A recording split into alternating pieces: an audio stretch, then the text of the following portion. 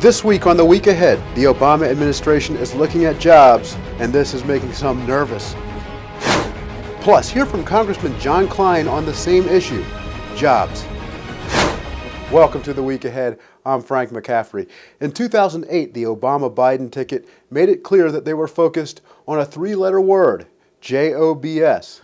That is, of course, a play on one of Vice President Joe Biden's famous blunders during that campaign. With unemployment at 9.1%, there are signs that that campaign promise is not being kept, and now the Democrats are making moves to make unemployment go down. ALG President Bill Wilson joins us now to let us know why it makes him nervous to know that Democrats are taking action on jobs. Bill, why is this unsettling to you?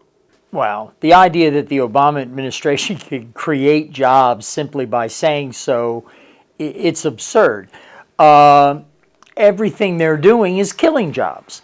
They're running through 1,000-page regulations of utilities. The EPA is staying up nights thinking of new regulations and restrictions to place on the economy. The National Labor Relations Board is running business out of our country faster than you can imagine. Across the board, this is a government that is doing everything in its power to make it harder and more expensive to create jobs. And then they want to do a press conference, we're going to create jobs.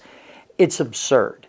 Government doesn't create jobs. Government's only role is to create the environment in which entrepreneurs and people can take their ideas, put them in practice, and thereby create employment for others in the economy. This centrally planned, expert-directed mindset that these people have is exactly the wrong thing to do. It's what we have fought against for decades. It is a European centrally planned disaster in the making. And so every time these guys get another idea, it's time to get scared. And Bill, there's also word of a dispute over green jobs. Your thoughts? Again, it's an absurdity. If there was a true market for green jobs, they wouldn't need government subsidy to the tunes of billions of dollars. The mere fact that they can't stand on their own is proof positive that they're useless. But let's go back to the other green thing, the light bulb bill.